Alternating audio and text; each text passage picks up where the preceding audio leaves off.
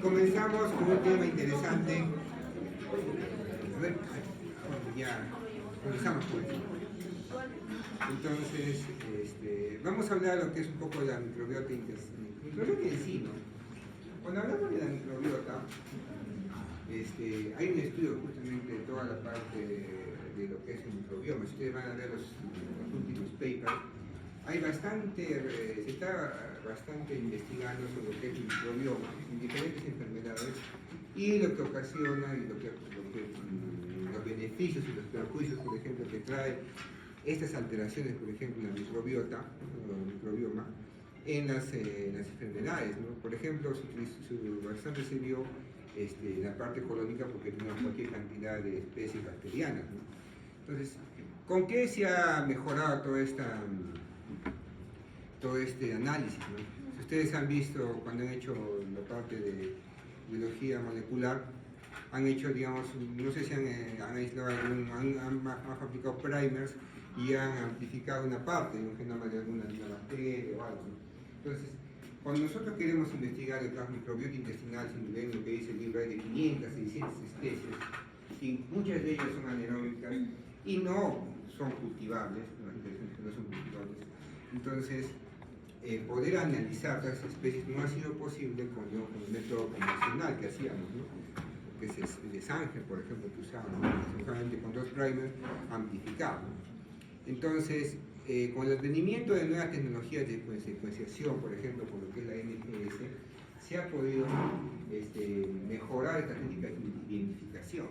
Entonces, cuando ya hemos tenido estas nuevas técnicas de secuenciación en masa y hemos podido tener una mayor visión de todas las bacterias que conforman lo que es la microbiota de todo el lugar, no solamente de la parte gastrointestinal, sino también la parte pulmonar, inclusive de la piel, y relacionada a bastantes enfermedades, ¿no? Entonces, hay algunas definiciones que tenemos que conocer, ¿no? Como lo que dice nuestro libro, que es también inclusive la cadena de edición de microbiota, y cuando hablamos de microbiota se define como una colección completa de microorganismos en un nicho específico, en este caso el intestino o pulmón. Entonces, el pulmón, por ejemplo, antes se creía que era estéril, ¿no? Ustedes piensan todavía que el pulmón es estéril, la parte alveolar. Uno piensa que sí, no tiene estéril, ¿cómo va a estar infectado? ¿Cómo va a haber que sea bacterias? No, hay una colonización de bacterias. Obviamente son unas bacterias que no van a generar una neumonía, pero el problema es cuando se modifica la abundancia en este lugar. Hay mayor abundancia, por ejemplo, de lo que son por ejemplo, de Acinetobacter, ¿no? o lo que es Klebsiella, por ejemplo, en ese lugar, y comienza a ganar en abundancia, y esta al final tener mayor abundancia hace que las bacterias que son comensales ahí, o que viven ahí felices y contentas, comienzan a disminuir su abundancia y tenemos menos diversidad. Y al tener menos diversidad, lo que va a generar es una gran proliferación de las bacterias, unas bacterias patógenas, que al final nos genera una neumonía, por ejemplo. En la parte de lo que es el intestino va a ser igual, ¿no? Cuando comienza a ganar espacio las bacterias patógenas, lo que va a generar que tengamos una infección intestinal, y al final puede tener un paciente una diarrea, o si es un paciente inmunosuprimido o un paciente con cirrosis que tenga una ascitis, puede llevar una translocación bacteriana que al final le lleve una peritonitis bacteriana espontánea o inclusive una sepsis, ¿no? Entonces, por eso es interesante hablar de lo que es el microbiota, ¿no? Sigamos avanzando.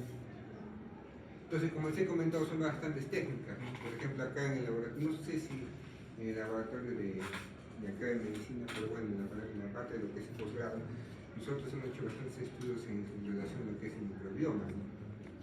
Un último artículo que hemos publicado ha sido lo que es microbiota pulmonar en pacientes con ventilación mecánica, justamente, ¿no? Para ver qué patógenos estaban más relacionados inclusive con la mortalidad.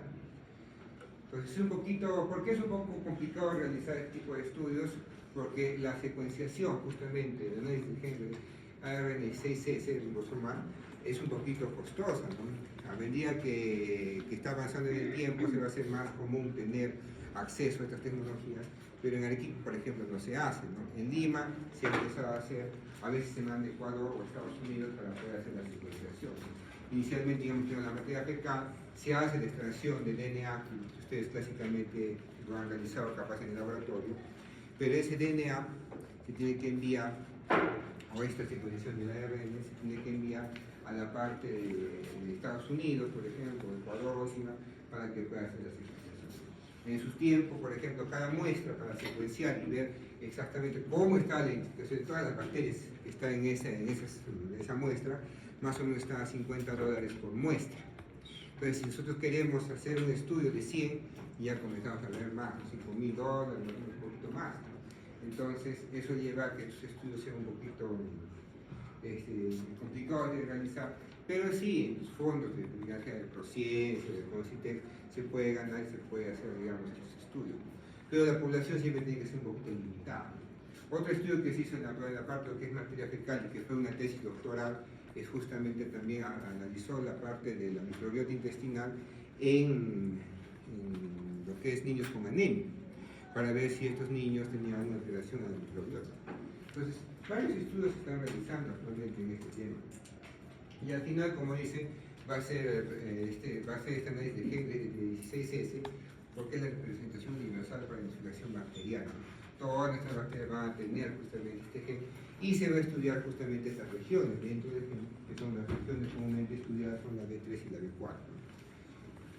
Se analizan esas regiones y de acuerdo a la similitud que podamos tener, nos va a dar un mapa, ¿no? Por ejemplo, acá nos está dando un mapa por filo, por ejemplo, de acuerdo a la distribución taxonómica, nos da cuántos de bacterias, de acuerdo a la abundancia, ¿no? Acá es que es la abundancia en cada muestra, ¿no? Cada uno de estos de acá es una muestra, una muestra, una muestra, una muestra, una muestra, una muestra, una muestra, una muestra, ¿no? Y al final se hace lo que es la identificación de los otros también en estos muestras, ¿no? Era como comentario general para que ustedes conocen.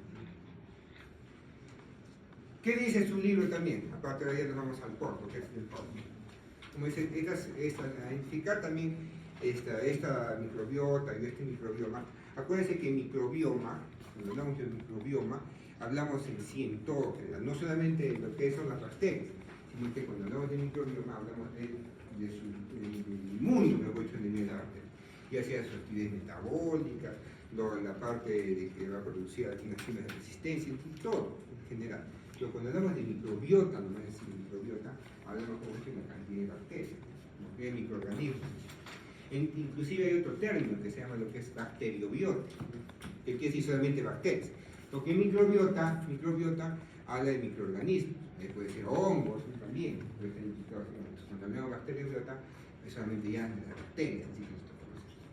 Pero en síntesis vamos a ver estas bacterias que van a estar en nuestro colon, en todo lo que es el intestino, van a estar relacionadas a la actividad metabólica de la absorción, por ejemplo, del calcio, del fierro, como dicen, en el colon vamos a mirar que también a producir la vitamina K.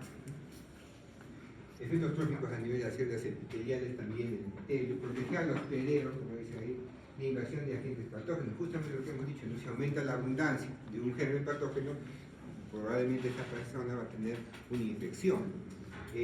Por ejemplo, ¿dónde se mira eso? Cuando nosotros cuando nosotros brindamos, nosotros formamos los antibióticos en forma indiscriminada, ¿no? Por ejemplo, tenemos una gripe, una faringitis, y como yo sé que me estoy mal, ¿qué me dan? Me dan un antibiótico. Y como estoy en el hospital, dale por si acaso ceftriaxona. Otros le damos cinemaciclabulámica, y después de un tiempo tienen diarrea. Los que nunca han tomado muchos antibióticos, toman su amoxicilina maciloclabulámico y les da diarrea. No sé si han tenido ese evento. ¿Por qué? Porque cuando estábamos en la parte inicial, el organismo está bien en esos antibióticos, va a generar justamente muerte de todas las bacterias que van a estar en el colon, pues, ¿no? Una gran cantidad de muerte. Como hay una muerte, pero hay una disbiosis a nivel del colon, lo que va a generar son diarreas. En los pacientes que están justamente ya en los hospitales, que van a recibir coberturas antibióticas de amplio espectro, vamos a matar prácticamente una gran cantidad de bacterias benéficas en el colon. Imagínense con vancomicina, meropenem, está creciendo ese paciente, porque tiene una infección por una neumonía, digamos, asociada al ventilador, por una neumonía intrahospitalaria, no a toda. Entonces, ese antibiótico va a llegar también al colon, ¿sí? Y las bacterias del colon son susceptibles también a esos antibióticos, entonces van a morir todas. Entonces, a veces se da lo que es la patología de la colitis membranosa. ¿Han escuchado ese término? Sí. ¿Por quién está producida la colitis membranosa? Clostridium difficile. Entonces, hay en el hospital eso, que comienza el paciente a tener diarrea. Entonces, por más antibióticos, ya no es la idea, no más antibióticos, porque le dan antibiótico por vía venosa y el problema es en la luz intestinal. Y muchos antibióticos no llegan a la luz intestinal, pues, ¿no? ¿Qué tenemos que darle? Probablemente tenemos que darle antibióticos vía enteral, ¿no? Un tratamiento, por ejemplo, es con lo que es la vancomicina, ¿no? Se da vancomicina por vía enteral, ¿no? 125 miligramos cada 6 horas, sea por vía enteral, entonces ya de alguna otra manera solucionamos este problema. Entonces son diarreas que son causadas por los antibióticos. Así como también los antibióticos pueden causar fiebre cuando hemos comenzado, como hemos comentado anteriormente. Ahí viene también lo que son los probióticos, ¿no? Entonces, bastantes estudios de lo que es el microbioma, si ustedes se pueden investigar, van a ver que como la disbiosis que genera, digamos, en un nicho específico, ¿no? En el pulmón, en la parte, en el estómago, en la parte colónica, está relacionada a múltiples enfermedades. Entonces, ¿qué pasa si yo mejoro, altero mejoro la disbiosis, mejor dicho, elimino esa disbiosis y hago que tenga mayor cantidad de bacterias benéficas, ¿no? Entonces ahí se ha visto bastantes estudios de inclusive poner el lactobacillus a nivel del tracto respiratorio, ¿no? para ver si hay mejoría en las neumonías, ¿no? Pero lo que sí se puede utilizar con eso son probióticos, ¿no? Son los probióticos, cuando se cambia la composición de la microbiota, ¿no? ¿A qué? A gérmenes que sean benéficos. ¿Y quién es qué probiótico o qué especie se da, es bien comúnmente bien dado, son los lactobacillus, ¿no? Me están escuchando. Un clásico ejemplo es cuando ustedes tienen diarrea, sus sobrinitos tienen diarrea, ¿qué le dan? Le dan lo que es la enterogermina, ¿cierto? Enterogermina. ¿Y qué es lactobacillus, no? Le dan lactobacillus. ¿Para qué? Para que de alguna manera mejore, ¿no? Disminuye esa disbiosis a nivel intestinal y al regular esa disbiosis capaz va a regular también la parte de que es la diarrea, ¿no? Ayudando también a los antibióticos. Entonces se ha visto también bastante relacionado a lo que es la microbiota, a lo que son la aparición de cáncer, los cánceres. Ahí tenemos, por ejemplo, lo que es el cáncer colorectal. Colorectal, por ejemplo, después vamos a mirar. Lo que está con rojito dice, como dice, parece ser un factor de riesgo y su abundancia aumenta durante el cáncer, por ejemplo, ¿no? Se hacen estudios y vemos que la abundancia, ¿no? ¿Cómo se mide la abundancia? Lo que hemos comentado anteriormente, en esta parte. Digamos acá, ¿qué vendría a ser acá? Proteobacterias, por ejemplo, todo este de acá es la abundancia, ¿sí? Gran cantidad de proteobacterias, ¿no? Entonces ahí se mide, por ejemplo, lo que es la abundancia. Entonces así vamos a tener los mapas justamente, digamos, cuando se hacen el microbioma del colon, por ejemplo, y que vamos a tener mayores abundancias en esos pacientes que tienen cáncer. Capaz acá lo que son los cilios, los bacteroides, que son probablemente relacionados a una mayor posibilidad de que tengan de cáncer, ¿no? Y como dice en verde, lo vemos ahí, abundancia disminuye durante el proceso canceroso y que aparentemente tiene un efecto protector. Entonces, ¿qué vamos a tener? Gran cantidad de estos bacterios, gran cantidad de abundancia de estos microorganismos y menor cantidad probablemente de abundancia de estos microorganismos. Entonces, vamos a mirar, está relacionado por bastantes cosas. Y como vemos ahí, las bacterias intestinales, como hemos dicho, son de 300 a 500 especies. Imagínense si vamos a usar las técnicas normales de secuenciación, lo que ustedes han hecho. Cuando ustedes solamente han hecho un DNA, se le han puesto la máquina y han hecho la amplificación, en el termociclador. Imagínense 500 bacterias, va a ser una, otra. ¿Cuánto demora un proceso más o menos de amplificación del DNA? ¿Qué han hecho ya? Desde que hacen la extracción, demora nomás, siquiera te demora todo en la mitad del día, más o menos, la extracción de una muestra, ¿sí? Entonces, imagínense 500, es demasiado. En cambio, con las nuevas técnicas solamente se amplifica un bloque y obviamente tenemos una mayor posibilidad de saber qué gérmenes están estudiando. Y como se han dado cuenta, son varios los gérmenes, ¿no? Varios los gérmenes están implicados justamente en varios tipos de cáncer. Ojo, yo les voy diciendo, esto es como un comentario, ¿ya? Que sí tienen que acordarse, que siempre la parte del cáncer colorectal y la parte de lo que es el cáncer gástrico, ¿no? Los microorganismos están siempre relacionados con factores de riesgo. Por ejemplo, el clásico, ¿no? ¿Qué vamos a hacer en cáncer gástrico? Helicobacter pylori, pero no solamente Helicobacter pylori, sino miren, a mayor cantidad de bacterias que puede ser identificada y que puede estar en relación a un posible cáncer gástrico, ¿no? Entonces, hasta ahí está comprendida la parte de lo que es la microbiota y cómo se identifica, cómo se hace, ¿no? Como he dicho, no les va a tomar yo la explicación de esa parte, sino que tengan conocimiento y sí sepan esos dos tipos de cáncer, ¿no? El cáncer colorectal y el cáncer gástrico, ¿no? Entonces, seguimos avanzando. Entonces, vamos a lo que es la digestión y absorción. Ya hemos hecho en la anterior clase lo que es la secreción. Entonces, ahora nos toca lo que es la digestión y lo que es la absorción. Como hemos visto, son dos términos bien diferentes, no es lo mismo, ¿no? A veces decimos, no tiene una buena digestión, dice, pues no, lo consideramos también como una parte de absorción, ¿no? Va a ser completamente diferente. Cuando hablamos de digestión, como dice, son procesos de desintegración, ¿no? Prácticamente tanto los lípidos, las proteínas y todo eso van a empezar a descomponer para poder ser absorbidos, ¿no? Y la absorción, como dice, son el pasaje de los nutrientes desde la luz hacia el organismo, ¿no? Como transporte activo por difusión, por ejemplo el agua pasa por difusión, absorbe rápidamente el agua. Hay a veces componentes que van a necesitar de una ayudita para poder pasar, como hemos dicho, las vitaminas B12, ¿no? Que se va a absorber justamente cuando tengamos el intrínseco, como hemos visto. Los aminoácidos y la glucosa necesitan del sodio, ¿no? Y como dice, el agua de forma pasiva según el gradiente osmótico. Esa absorción de agua con gradiente osmótico es interesante cuando ya comenzamos a tener, por ejemplo, el caso de la intolerancia a la lactosa. Como he dicho, cuando hay intolerancia a la lactosa se acumula carbohidratos en la luz intestinal, genera mayor carga osmótica y el agua se queda en la luz intestinal y nos genera la diarrea. ¿Y es el principio de acción de quién? De lo que es la lactulosa. ¿Qué es la lactulosa? Que genera justamente que esta constipación es igual, ¿no?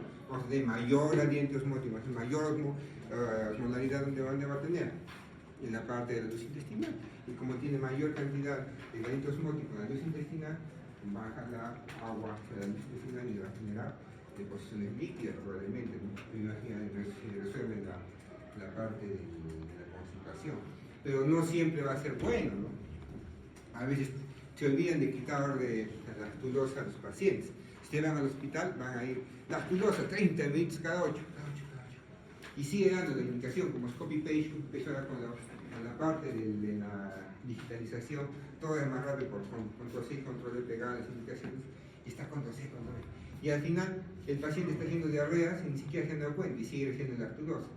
Y la enfermera ni siquiera le dice al médico que ya está ya con diarrea. Nadie revisa la historia. Pero está con diarreas. Tu familiar es el que te dice, está con diarreas.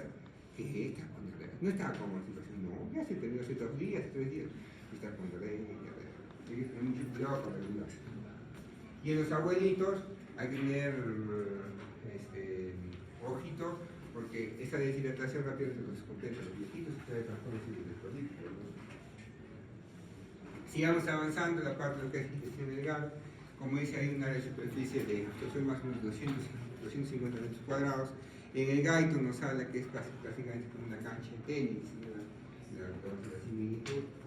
Ahí va a aparecer justamente la parte de lo que es los pies de Kerr, ¿no? Justamente con las velocidades y los pliegues, ¿no? Que al final van a ampliar y ampliar, son hasta 1000 veces la capacidad de absorción de todo nuestro intestino. Entonces, ¿qué más decimos acá? Bueno, acá también tenemos ya un ejemplo de lo que es nuestra velocidad, y en esa velocidad intestinal vamos a tener lo que es la arteria, la vena y el vaso pilífero, que justamente va a estar implicado en la absorción de los lípidos, ¿no? Todo lo que son los lípidos, las grasas, por ahí van a pasar, y directamente a la parte de lo que es la parte sanguínea pasa lo que son los hidrosolubles más rápidamente. Pues, ¿por qué no pasa rápidamente los hidrosolubles, las grasas a la parte venosa, ¿no? Hay que tener cuidado porque tener gran cantidad de líquidos en la parte venosa en un golpe de frente puede generar inclusive embolos grasos. Entonces hay que tener mucho cuidado con eso. Tiene que ser bastante regulado su pasaje. Entonces también acá vemos la parte de lo que es el intestino con sus pliegues, ¿no? ¿Qué va a venir en el examen? La superficie, ¿sí o no? Sí o sí va a venir la superficie, que es lo que acordamos siempre. Sigamos avanzando.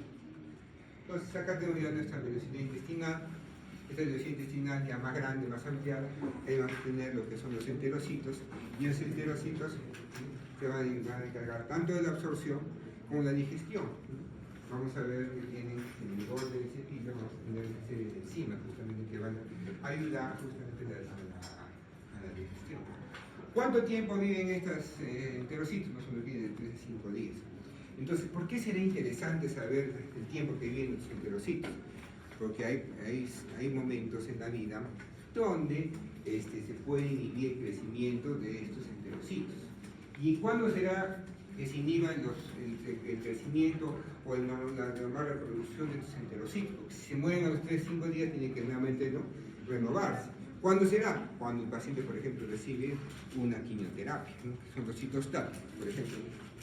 Recibe los citostáticos porque tiene un cáncer de mama, un cáncer de cualquier lugar, lo que primero que va a recibir, o una de las tratamientos que va a recibir, puede ser quimioterapia, ¿no? Y así como la quimioterapia hace detención de todas las células que se replican rápidamente, porque lo que queremos es que las células neoplásicas que se replican rápidamente se paren, también va a parar justamente las células que se replican rápidamente, como la de la piel, como la parte de lo que es el cabellito, el folículo piloso, o sino también lo que es la vellosidad, ¿no? Entonces, ¿qué va a sufrir la persona? Va a sufrir la caída del pelo, como efecto secundario, va a tener justamente problemas con la digestión. Entonces, imagínense si no hay un buen reemplazo de los enterocitos, o se demora. No va a haber un reemplazo correcto de todos los enterocitos. Si no hay un reemplazo, la persona va a tener una buena absorción y buena digestión, ¿no? Y como no tiene, aunado a ello, ¿qué va a pasar? Con los quimioterápicos también tienen efectos a nivel central que van a generar náuseas y vómitos marcadas, aunado a que no se absorbe bien, ¿qué hace que la persona comienza a desnutrirse, comienza a bajar de peso? Por eso que están con náuseas, vómitos, y lo poco que come no se absorbe bien porque también tenemos alteraciones en la velocidad. Entonces, por eso las personas bajan de peso. Si se dan cuenta, las personas que están en quimioterapia bajan bastante de peso, ¿no? Algunas son fuertes, ¿no?, y no siguen comiendo rico, ¿no? Pero esas personas, una gran cantidad de personas, tienen ese problema. Ahorita vamos a ver también lo que es el ondansetron, que es la proteína. Entonces, acuérdense justamente lo que estoy comentando. Ya tenemos visto las enzimas del borde del cepillo, ¿no?, tanto para los carbohidratos como para las proteínas, ¿no?, que hemos comentado en la clase. Entonces, si vemos acá en la parte de lo que son las proteínas, ¿no?, de los carbohidratos que digan, y hemos visto esto también, pero estamos en este cuadrito, sí o sí va a venir en su examen. Si pongo cuadritos es que va a venir en su examen, porque son más interesantes, ¿no? Entonces, ahí tenemos hidrato de carbono en la dieta, y en qué se va a desdoblar, ¿no?, y la enzima que vamos a utilizar, y en qué monosacáridos se va utilizar. De alguna otra manera también nos va a ayudar para poder saber el criterio de lo que son las malabsorción, ¿no? Por ejemplo, ustedes decían, ahora sí han hecho todos en práctica, también algunos somos capaces. La mayoría, lo que va a ser comido bien. Pero la gran cantidad de otras personas que están haciendo con otros grupos ya han hecho la práctica de la prueba de Benedict, ¿no? Así han hecho ya, no han hecho todavía de los demás. Entonces, la prueba de Benedict que ha habido la presencia de reproductores, ¿no? ¿Qué quiere decir? Que una vez, pues una cosa, por eso tiene que salir bien claro esa parte, una cosa es digestión y otra cosa es absorción, ¿no? Una cosa es digestión, que yo desdoble, que yo degrade prácticamente nuestros lípidos, proteínas, ¿no?, o carbohidratos, y otra cosa es que se absorbe. Puede ser que esté bien la digestión, pero que la absorción esté mal. ¿Qué quiere decir? También la persona está haciendo una correcta digestión, estamos desdoblando, lo vamos a tener en los sacáridos, ¿no? Comió su azuquita, ¿no?, comió su tecito con su azúcar rubia, con sacarosa, ¿no?, y al final ya en su intestino lo desdobló a fructosa y glucosa, ¿no?, con ayuda de sacarasa. Pero ahora que esa glucosa se absorba, es el problema. Entonces, ahí vienen los problemas de mala absorción. Entonces, una cosa es mala absorción y otra cosa es digestión. ¿Qué hemos visto en los pacientes? Bueno, en mi grupo siempre llevo yo una muestra de una persona que tenga mala absorción. Entonces, si han visto en la guía práctica, les dicen que tienen que echar gotitas de glucosa a las heces, ¿no? ¿Han visto? Entonces, normalmente eso se echa para que salga positiva la prueba, ¿no? Porque si uno de ustedes lleva la muestra, va a salir bien. Ustedes están jóvenes, va a salir bien, va a ser negativo, ¿no? La idea es que se mire positivo, ¿no? Pues, Entonces, pues se le echa gotita de glucosa. Si la persona que no tiene una buena absorción, ¿qué va a pasar? Vamos a tener glucosa justamente en las heces y eso va a generar una prueba de VIH positiva. Entonces, si ya hablamos de la parte de lo que es absorción, una cosa es lo que es digestión y otra cosa es absorción, ya es que ya, una vez que se desdobló prácticamente, se degradó este carbohidrato a los monosacáridos, ahora sí vamos a absorberlo. Después de degradarse los carbohidratos a monosacáridos y azúcares simples, ahí vemos que se llama que el almidón, la sacarosa, las cosas en cuanto a porcentaje, ¿no? Como dice en su libro, son más o menos en relación a una persona de Estados Unidos, en cuanto contra. Se dobló, entonces al final, si no comienza a degradarse, si no se degrada, al final lo que va a generar es una diarrea osmótica, como lo que pasa en la intolerancia a la lactosa. Pero una vez que se dobló, ya se digirió, ahora necesitamos que se absorba. Entonces, ¿qué azúcares hemos tenido anteriormente? Son prioritarias. Acá está la glucosa, la lactosa y fructosa. Generalmente van a ser eso es un azúcar. ¿No? Y acá está, ¿no? Porque acá está la fructosa, la glucosa, la lactosa. Es lo principal. Si tenemos la fructosa, por difusión facilitada, ella va a pasar. El problema va a ser justamente con lo que es la glucosita. Y la glucosita va a necesitar ese transportador que va a utilizar lo que es el sodio para poder ingresar a la célula. Entonces, ¿cómo se llama ese cotransportador? No se puede transportador de sodio glucosa. Entonces, ese GLT que vamos a mirar. ¿Dónde vimos también ese cotransporte? Ah, para lo de... En la parte de rindoncito, ¿se acuerdan? ¿Dónde estaba ese cotransportador? 2 y 1, ¿no? En la parte del tobillo proximal. Entonces, inclusive había ahí una droga justamente para inhibir a este cotransportador para que no se absorba y se elimine la mayor cantidad de glucosa por la orina, ¿no? Que es una que se puede utilizar. Pero en este caso es el tipo 1 y va a estar que se llama a nivel intestinal. ¿Y qué va a hacer? Junto con el sodio va a entrar lo que es la glucosa. Y ese gradiente, ¿qué va a haber? Vamos a tener que ser justamente gracias a la bomba de sodio potasio que se va a estar en la parte basal donde está haciendo el enterocito. ¿No?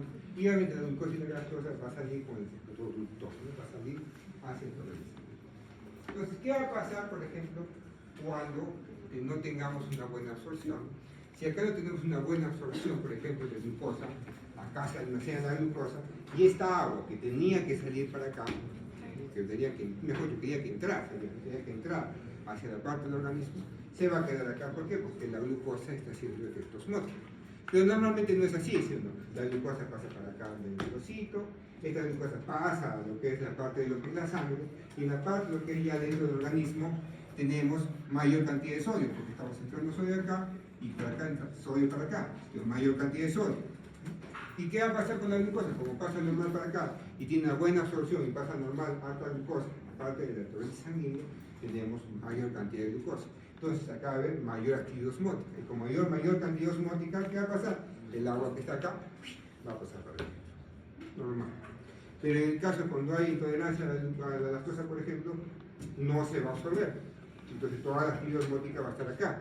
Y como está mayor cantidad de osmolaridad en esta parte, el agua en vez de ir de acá para acá, va a ir de acá para acá. ¿Y qué va a generar? Mayor cantidad de líquido en la luz intestinal. ¿Y qué es lo que tenemos al final? Diarrea. Así para que se acuerden. Y la que hemos visto, ¿no? Miren. La principal polisacárido que vamos a consumir, como hemos dicho, ¿cuál es? El almidón del 60%. Y eso viene de la base de lo que nos dice la infección del galco, ¿no? 60%. ¿Y dónde va a comenzar toda la parte de lo que es la digestión? En la parte inclusive de la saliva, ¿no? Con la granina, después viene la amina pancreática que es más abajo. Se va a desdoblar poco a poco y al final vamos a tener mucha glucosa, lactosa, y bueno, la lactosa que se va a generar en la beta-galactosa, y al final vamos a tener la fructosa que es uno de los principales como los para nosotros. Sigamos avanzando. Entonces ahí estamos claritos con la parte de lo que es los carbohidratitos. Ahora que pasamos a los lípidos, ¿no? Los lípidos, entonces, más o menos como dice ahí se consume 120-140 gramos por día de grasa, ¿no? Justo estaba viendo hoy día un TikTok y dice, yo como carne porque quiero bajar de peso, yo como carne y evito engordar, yo como carne, dice, que bajo, dieta keto, ¿no? Acuérdense que no es tan, hacía mucho consumo de grasas, le va a generar problemas también como familiares, toda una serie de cosas. Todo lo que son extremos son malos, todos los extremos son malos. Acuérdense que somos omnívoros. Otros piensan que son carnívoros, otros que son herbívoros. Somos omnívoros. Entonces, al final, la emulsificación, lo principal, ¿no? Para lo que vamos a, lo que se va a dar. ¿Para qué? ¿Dónde se inicia mejor que la emulsificación de todos estos lípidos? Dice en el estómago, justamente con el movimiento gástrico que comienza ahí. Y después, ¿dónde va a pasar? Lo que es el duodeno, y ahí vamos a encontrarnos con lo que es la bilis y la lipasa, ¿no? La lipasa fisiológica. Y al final, ¿qué vamos a llevar a tener? Ácido graso. Lo mismo dice también la parte del gallo, ¿no? La grasa, ¿no? Con la bilis más la agitación, grasa emulsionada, y esta grasa emulsionada con la lipasa pancreática se va a disolver en ácidos grasos, ¿no? Ácidos grasos y los monoglicéridos. Al final, también hay que tener en cuenta que estas sales biliares, ¿no? Van a formar micelas, los bicercanos van a formar micelas, que al final van a ir a las diversidades intestinales y van a facilitar la absorción justamente de estos líquidos. Se van a formar lo que son los kilomicrones y como dicen, que ya son solubles en el agua y recién van a pasar al sistema linfático. Entonces, esa transformación demora un tiempo, esa transformación que va a demorar un tiempo y que tiene que pasar un proceso, es pues que no rápidamente va a ir de la parte intestinal a la parte menor, sino va a pasar una transformación para que llegue por esta vía. Entonces, allá, acuérdense esto que tenemos acá, lo que es el esteatorrea, ¿no? Cuando hablamos de esteatorrea, ¿qué quiere decir? Que no hay una buena absorción de lípidos. Si no hay una buena absorción de lípidos, va a quedar las heces con mayor cantidad de lípidos, ¿no? Entonces, ¿qué vamos a tener? Heces que tengan mayor porcentaje de lípidos. ¿Y cómo se va a dar cuenta una persona que tenga una esteatorrea, ¿no? Generalmente las heces van a flotar, no se unen, flotan. Pero difícilmente, porque al final de cuentas, más se va a hacer como estudio, ¿no? Vamos a avanzar. Y lo que es la parte, lo que es la absorción de proteínas, uno dice si dicen el estómago con la pepsina, que es justamente una pregunta de examen que es eso. Y al final, acuérdense que se va a derivar como forma inactiva, ¿no? Que es un glucinógeno, ¿no? Entonces, después de eso, ¿qué vamos a pasar? Es una pancreática. Las enzimas pancreáticas se van a liberar información activa, que ya lo hemos visto anteriormente, ¿no? Pues el tripsinógeno, la tripsina. Y esta tripsina, por ejemplo, ¿han usado tripsina? ¿No han usado tripsina ustedes en el laboratorio?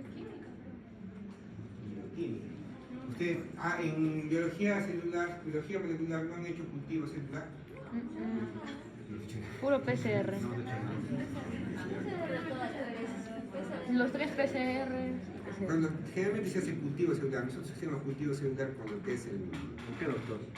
¿Con qué doctor? Con el doctor Bernal.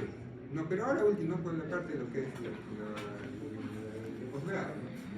Y también la parte de vicedoctoral de investigación, hacíamos lo que es cultivo. Por ejemplo, nosotros traíamos, ¿se acuerdan de un tipo de derrames pleurales por las neoplasias? ¿No?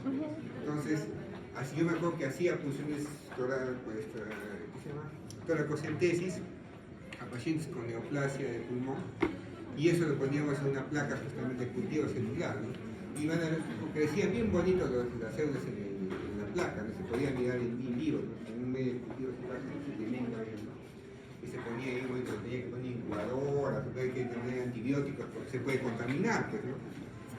¿Y por qué les comento eso? Porque como las células que son neoplásicas crecen rápido crecen y rápidamente se pegan a la base de ese plato de cultivo, ¿no? Y para poderla sacar y para poder ampliar la línea celular, usábamos lo que es la tripsina, que viene tripsina ya obviamente preparada para ello, ¿no? Usábamos una solución de tripsina para liberar todas estas células y para poder hacer la segregación en otros cultivos. Interesante, ¿no? Ustedes veían cómo se ponía la tripsina y ustedes miraban en el microscopio así, cómo se despegaban las células. Pues justamente liberábamos, ¿no? proteínas que estaban uniéndolas a las bases de la flapa. Igual tenemos ahí lo que es las enzimas del borde del cepillo, que ya te hemos comentado, que al final van a liberar aminoácidos de glucosa intestinal. Y eso va a generar la absorción de aminoácidos con ayuda de sodio, como es su libro, similar a lo que pasa con lo que es la glucosa y la galactosa. Bueno, acá, ¿no? La proteína, la pepsina, al final lo que es la apertura, lo que es la pepsina, que es la parte de las enzimas pancreáticas, y obviamente con los peptidáceos que están en el borde del cepillo, con los aminoácidos que van a liberar prácticamente aminoácidos en el cuerpo intestinal y se va a dar la absorción de estos aminoácidos. Seguimos avanzando. ¿Qué más ahora tenemos? Lo que es la absorción, ¿no? En la parte de lo que es el intestino delgado y el intestino grueso, lo que no olvidamos. Como hemos visto, en el intestino delgado se va a absorber bastante cantidad de líquidos, ¿no? Es decir, una absorción de 7 8 litros de agua, de gran cantidad. Es todo lo que ha pasado por lo que es la saliva, el contenido gástrico, ¿no? la secreción biliar, pancreática. Al final, todos esos líquidos que van a servir bastante para lo que es la hidrólisis, al final se tienen que resolver en el intestino delgado. Entonces, es por eso que les comento, cuando un paciente tiene un problema con el intestino delgado, una resección o un intestino corto, por ejemplo, no se va a lograr resolver esos 7 8 litros. Va a demorar, tienen puestos una longitud, ¿no? Más o menos, como hemos dicho, de 250 metros cuadrados para poder absorber. Si nosotros cortamos 5 metros, cortamos 3 metros, cortamos 4 metros de intestino, al final de cuentas no va a poder absorber la cosa. Si no se absorbe 7 8 litros, imagínense, se absorbe, digamos, la mitad, 3.5, digamos. La otra mitad, 3.5 va a perder deshidratación. Entonces, el paciente comienza a tener bastante gasto por el intestino y al final termina deshidratado. Entonces, para ir bien es importante tener un balance adecuado, no tiene que estar ahí precisamente anotando todas las pérdidas. Entonces, la capacidad de absorción máxima de estos intestinos delgados, como dice en su libro, este del Gallo, por ejemplo, nos habla bastante que puede hasta absorber hasta kilos de carbohidratos. ¿Qué más? ¿Qué dice? 500 gramos de grasa, hasta con 500 600 gramos de proteínas también. O sea, gran cantidad de absorción máxima de los intestinos. Y 20 litros de agua. 20, cualquier cantidad puede absorberlo. Entonces, una persona que tiene una polidipsia, por ejemplo, una polidipsia primaria, no comienza a tomar agua, hay estos problemas psiquiátricos, va a responder, ¿no? El intestino va a responder y va a absorber. Y lo importante es que quiete, que funcione bien sus riñones para que pueda ser eliminado. Pues ustedes cuando toman 1 litro de agua, al que lo van a orinar rápidamente. Y lo importante es que esté bien sus riñones. Imagínense que no esté bien sus riñones. ¿En quién pasa él? En los pacientes renales. Los pacientes renales que están en insuficiencia renal crónica y hemodiálisis, ¿qué va a pasar? No controlan, pues no se a veces vienen, ¿qué dicen en el hospital? Bien, ¿sabe usted qué? Ayer he sido cumpleaños de mi hijito, dice. Y me tomó un poquito más de agüita, ¿no? Me tomó un poquito de cervecita. Y al final sí te cuentan, ¿no? O me he comido mi chanchito, ¿no? Y lo ha idealizado, por ejemplo, se idealizan las papas, ¿no? Es especial para botar el potasio, ¿no? No, así nada más, con el intelectual le va a rechazar. Llega al hospital. ¿Qué ha pasado? Como ha tomado agua, líquido, que ha tomado capaz un poco más de potasio, porque no tenía potasio, no se ha hecho la diálisis todavía porque a su cumpleaños de su hijito, viene con edema de pulmón, ¿no? ¿Qué quiere decir? Que el intestino absorbió, pues, ¿no? Rápidamente absorbió, pero lo eliminó por el riñón, no eliminó por el riñón. No se hizo la diálisis, peor todavía. Entonces viene con edema de pulmón. Y si ha comido su papa, ha comido su fruta, ha comido su juguito rico que quiere comer, mayor cantidad de potasio, viene con hipercalemias, con edema de pulmón. ¿Qué hay que hacer de inmediato? Hemodiálisis. Si no se muere, por un edema de pulmón. Entonces, por eso hay que tener mucho cuidado con esa parte. El intestino va a funcionar, el problema es el riñón que no funciona. Cuando hablamos de intestino grueso, como dice ahí, llega más o menos 1500 seguimos a la parte de lo que es la WBC, ¿no? Para poder pasar a lo que es el intestino grueso.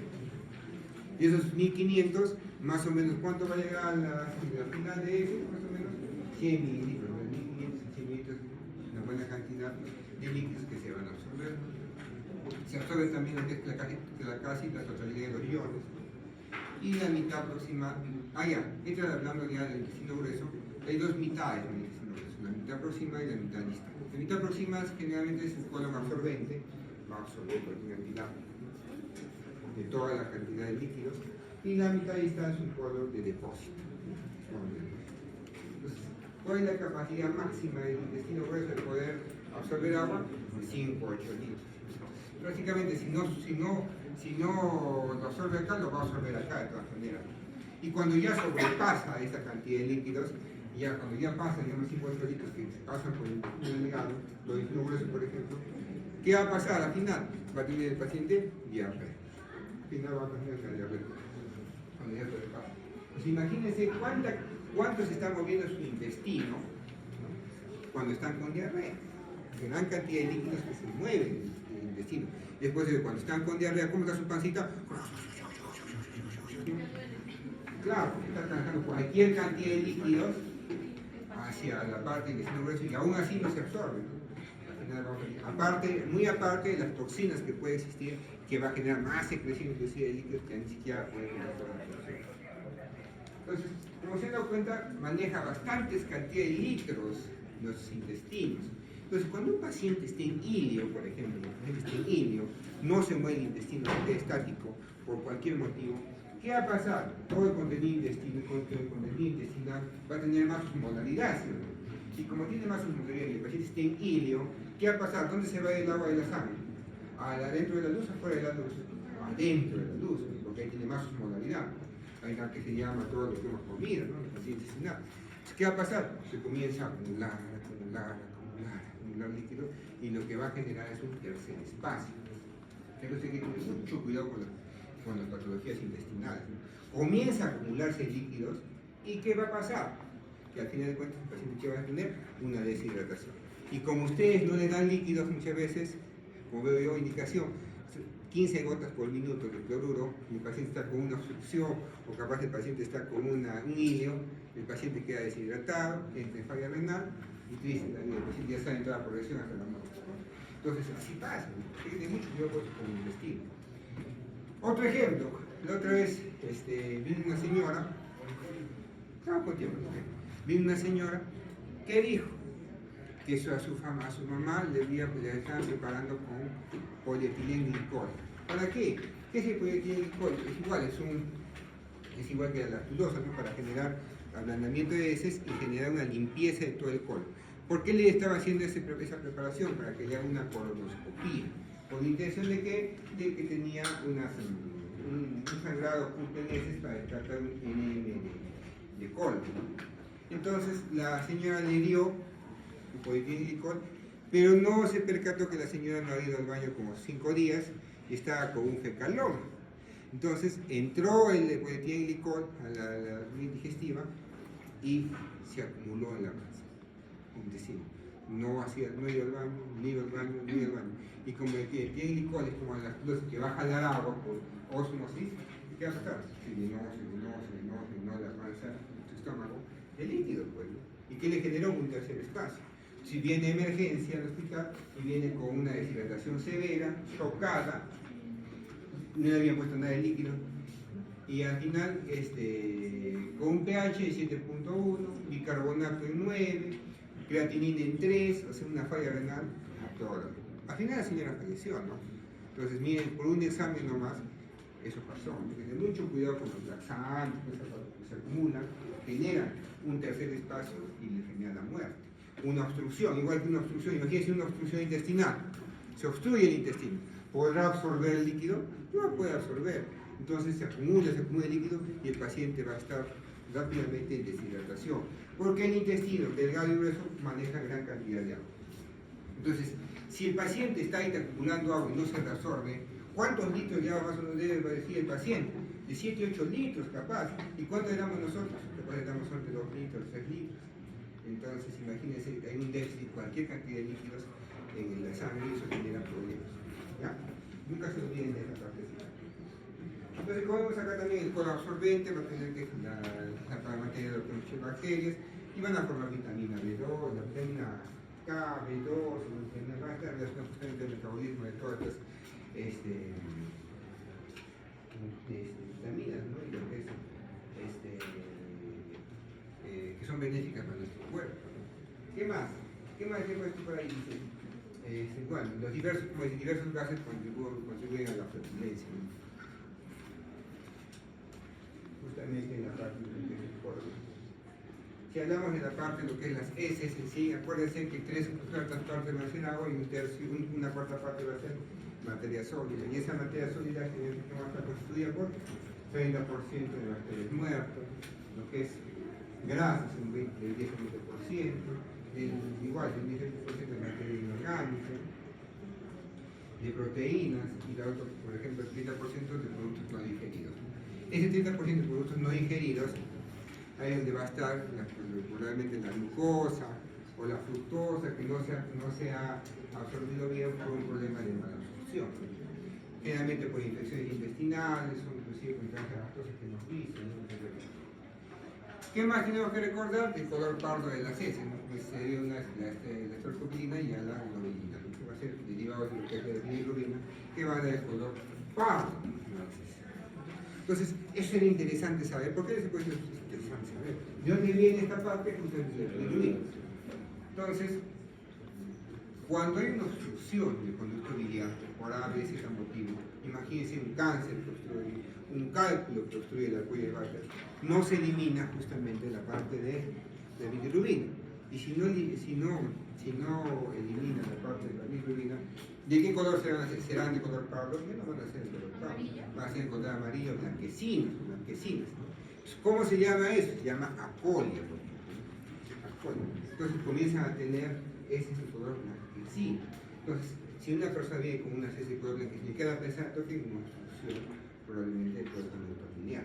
Y si aún así lo ven histérico, probablemente está siendo un síndrome colirociano, ¿no? Que algo está pasando en la parte del colero con la eliminación de la bilis, por lo que está generando, al final de cuentas, una coloración blanquecina de las heces y que el paciente está volviendo amarillo. Y eso lo van a ver con más bonito y más detenimiento en semiología, cuando hagan esta parte de los heces. Pero acuérdense de dónde va a venir el color pardo justamente de la bilis. Y el olor obviamente va a ser producto de la acción bacteriana, ¿no? De las bacterias, más que nada del olor fétido, ¿no? de las heces y también de la misma flatulencia. Entonces, hasta ahí creo que es la primera parte.